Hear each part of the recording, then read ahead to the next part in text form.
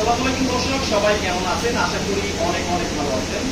আজকে আপনারা দেখতে পাচ্ছেন এটা হচ্ছে পরিবেশ বান্ধব, কালিবিহীন এবং ধোঁয়াবিহীন আজব এক লাঠির চুলা।